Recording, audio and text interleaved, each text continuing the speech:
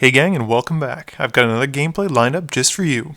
This week I'm playing Queen Marchesa, Sean is playing his beefed up Ruric the Unbowed deck, Dale is playing Harry's version of Phage the Untouchable, and Harry is playing Kynaios and Tiro of Meltis.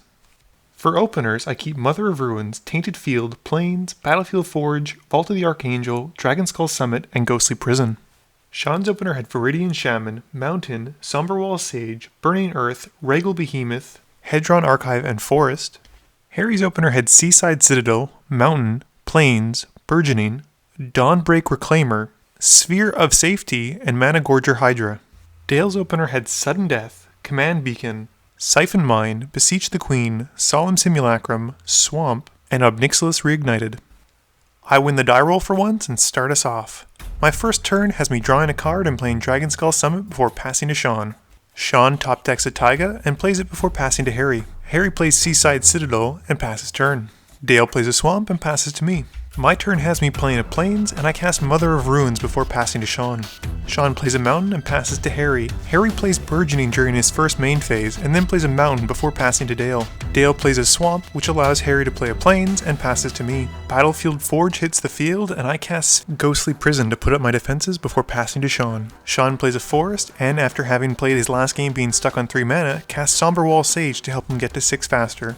Harry plays Temple of Mystery and scries, keeping the card on top. He then pays 3 mana to cast Managorger Hydra and passes to Dale. Dale plays a Swamp and casts Beseech the Queen, but Harry's Managorger Hydra has something to say about it and gains a +1/+1 counter. Having to reveal the card that he finds to make sure that it costs less than the amount of lands he has, Dale reveals Journeyer's Kite and passes to me. For my turn, I play a Plains and cast Queen Marchesa, making myself the Monarch. With nothing else, I draw a card at the end of my turn and pass to Sean. During Sean's first main phase, he casts Regal Behemoth, making himself the Monarch and really establishing that Ruric does not bow to anyone else. He plays a Forest, and with his lands tapping for double now, he casts Bramblewood Paragon before passing to Harry. Additionally, just for the record, much like Consecrated Sphinx, Harry does keep track of Managorger Hydra's counters, and as a result of everyone casting spells, it does go up by +1/+1. Harry's turn has an island come into play, and Kynaios and Tiro of Meltis join the party. Moving to combat, it's only fitting that King Kynaios and Tiro get their crown, so Harry swings Managorger Hydra at Sean. Unfazed by this attack, Sean declares no blockers and takes it to the face. With combat over, Harry passes to his end step. He stacks his triggers with Monarch occurring first, followed by the King's. He draws a card, and then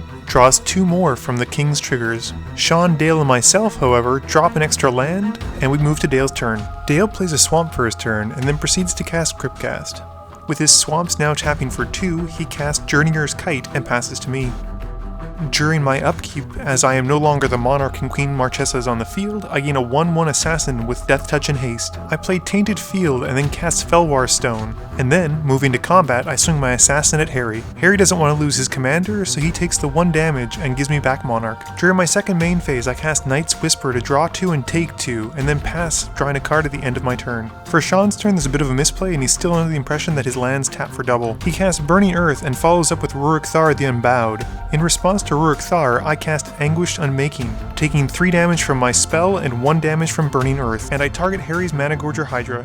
With Anguished Unmaking resolving, Ruric the Unbowed hits the field and gets a +1/+1 counter from Bramblewood Paragon. And with nothing else, he passes to Harry. On his turn, Harry misses his land drop, and he casts Sphere of Safety, taking 6 damage from Ruric and 2 from Burning Earth. Moving to his end step, he draws his first card, and then draws a second card from the Kings. While Dale and Sean draw a card, I play Vault of the Archangel. Dale plays the land he drew thanks to the Kings, and casts Obnixilis Reignited, taking 6. He down-ticks Obnixilis, killing Ruric the Unbowed. Passing his combat step, and moving to his second main phase, Dale casts Solemn Simulacrum to find him another Swamp, and passes to me.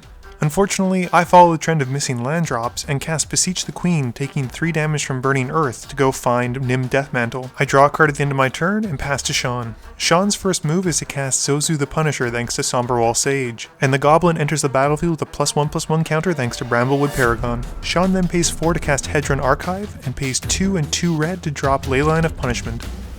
With nothing else, he passes to Harry. Harry unfortunately misses his land drop, but thankfully a timely Soul Ring enters the battlefield. He then taps the Soul Ring and his 2 non-basics, taking 2 damage from Burning Earth, and casts Heartwood Storyteller. Tapping his remaining mana and using the 1 remaining from Soul Ring, he casts Gwafa Hazid Profiteer. Triggering at the end of Harry's end step, the Kings allow Harry to draw a card, and then he draws a second card. Sean and I also decide to join Harry in drawing cards, while Dale drops Cabal Coffers to the field. Dale plays a Swamp for his turn and takes 2 damage from Zozu. He then upticks Obnixilis, drawing a card and losing a life. Not enjoying how much damage he's taking, Dale taps 2 Swamps to cast Sudden Death, killing Zozu the Punisher. Sudden Death triggers the Storyteller's triggered ability, and Sean, Harry, and myself get to draw a card as a result. With still so much mana left, Dale casts Wretched Confluence, drawing 3 cards and losing 3 life. And once again, the Storyteller allows Harry, myself, and Sean to draw a card. For my turn, I play a Plains and tap 6 mana, 2 of which is non-basic, so I take 2 damage to cast Merciless Eviction, exiling all enchantments. Unfortunately, this means that Storyteller triggers, and this time I don't get to draw a card but everyone else does, but thankfully I've got a pretty decent grip of cards at this point. Not wanting to leave myself completely defenseless now that I no longer have Ghostly Prison, I move not to attack, and instead in my second main phase cast Thought Vessel and forget that it triggers Storyteller. With nothing else, I pass to Sean. During Sean's first main phase, he casts Mina and Den, Wildborn, allowing him to play an extra land should he choose to. He then casts Avenger of Zendikar, gaining 7 plant tokens, and plays 2 lands thanks to Mina and Den. This in turn allows the plants to get 2+1/+1 counters, giving Sean a pretty sizable field. He then casts Viridian Shaman, destroying my Thought Vessel, which means I'm going to have to discard down to 7 on my next turn, and passes to Harry. Harry unfortunately does not seem to be able to draw lands for this game, and casts Thought Vessel, allowing everyone else to draw a card. He then casts Spectral Searchlight, again allowing everyone to draw a card, and finishes off his main phase by casting Taurian Mauler. Moving to his end step, Harry gets to draw a card, and then using the King's second ability, we all get to choose what we want to do. Harry and Sean choose to draw, while Dale plays Rogue's Passage and I drop a mountain. Dale plays a Swamp for his turn, and then upticks Obnixilis to take 1 and draw 1. He then casts Cage Sun, which allows Storyteller to give everyone else a card, and since his Swamps now tap for 3 mana whenever he taps them, he casts Extraplanar Lens, exiling a Swamp, causing them to tap for 4. This allows Storyteller to give everyone a card, and Harry is very vocal about how he still has not drawn a land. Dale then taps 1 Swamp to cast Siphon Mind, which triggers Storyteller, allowing us all to draw a card before we pitch a card, and Dale draws 3. Dale then casts Nirkana Revenant because unfortunately tapping Swamps for 4 mana just isn't enough. He then taps Cabal Coffers to generate a bunch of black mana and cast Platinum Angel before passing to me. I should also mention, much like the Mana Gorger Hydra, Harry is keeping track of Taurian Mauler and all of its triggers.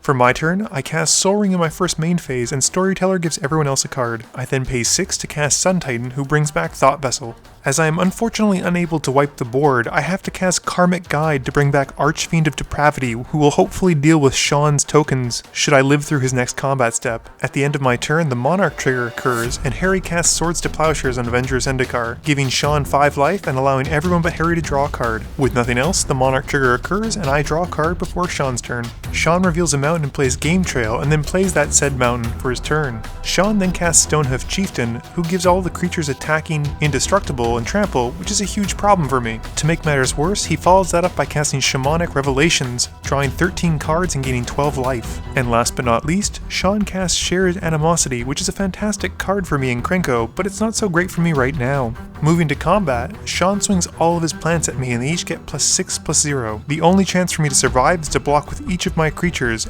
and with my blockers declared, I tap Mother of Ruins to give my Archfiend of Depravity pro-green. Thankfully, I live, but barely, and I dropped 2. Sean is successfully able to regain Monarch, but unfortunately is unable to do anything else, so he moves to the end of his turn. Although he's able to draw a card thanks to Monarch, Archfiend of Depravity forces him to sacrifice creatures until he has 2 remaining. Sean chooses to keep Stonehoof Chieftain around, and Regal Behemoth. Harry finally gets that land, but unfortunately it's Frontier Bivouac, so it comes into play tap. Harry then casts Helm of Awakening, allowing everyone to draw a card, and Ghostly Prison, again allowing everyone to draw a card. Sufficiently having filled our hands, Harry then casts Kazul, Tyrant of the Cliff, to help bolster his defenses. He then realizes that he doesn't want to have to sacrifice down to 2 creatures at the end of turn, so he pongifies my Archfiend of Depravity, allowing everyone to draw a card again. Moving to his end step, the King's trigger, allowing Harry to draw a card, and then gives everyone the choice of either drawing a card or playing a land. Harry chooses to play an Is It Boilerworks, which bounces his Scryland back to his hand. Dale responds to this by casting Vampiric Tutor, taking 2 damage and allowing all of his opponents to draw a card. Sean chooses to play a mountain, and I choose to draw a card. As Vampiric Tutor resolves and the card goes on top of his library, Dale is able to draw it thanks to the Kings, and moves to his turn. Dale's turn starts off with him playing High Market, and he sacrifices Command Beacon to put Phage into his hand. Tapping 2 Swamps to generate 10 mana, Dale is able to cast Phage, whose trigger doesn't cause him to lose thanks to Platinum Angel, and Swiftfoot Boots. He equips Phage with the boots and gives her unblockable thanks to Rogue's Passage. Moving to his combat step, Dale swings Phage at Sean and Platinum Angel at me, killing us both. With 15 mana remaining, not including what he gets from Cabal coffers, Dale casts Diabolic Revelation for 1, finding Endless Whispers, and casts the spell. As Harry is tapped out, there's nothing he can do, and Dale sacrifices Phage to high market, giving her to Harry. Harry, knowing there's nothing he can do to stop this trigger from happening on his next end step, admits defeat. Game review time. So, aside from a small little flub involving Burning Earth, this game went off pretty well and I was pretty happy with how it came out. This will be the first recorded game you guys have seen with my Queen Marchesa deck. It's pretty much a Pillow Fort deck with a combo built in involving Ashnod's Altar and Nim Deathmantle and some various creatures. It's a cute deck, but I think it needs a bit more refinement. Speaking of refining decks, Sean went to town on his Ruric Thar deck and really pumped it out to become very much a hate bear deck, putting in a bunch of cards that punish people for playing lands or non-basics, as you saw in this game. It was significantly more threatening than the last game, and I took a lot of damage from him. Harry's Kynaios and Tiro deck was made as a result of people not enjoying his Tassiger deck. He made it with a group hug theme in mind, but basically added a bunch of cards that allowed everyone to benefit from other opponents doing things. Dale did an excellent job of piloting Phage to the win, and I have to give him kudos for not using the tutor to find something as boring as Exsanguinate. He was also able to pretty much get every single mana doubler that he had onto the field, and it was pretty ridiculous to see what he could do. I'm sure some people are going to say that it was very obvious that he was going to win the game, but at the time, Sean was the biggest threat for me, and I was the biggest threat for him. Anyway gang, I hope you enjoyed this gameplay. Please be sure to tune back in every Monday at 11 AM Eastern Standard Time for a new video, with others popping up sometime during the week. This video is brought to you in part by support from my Patreons. If you're looking for a way to help out my channel, please visit the link below or in the About section. As always, thank you guys for watching and please be sure to like, comment, share, and subscribe for more.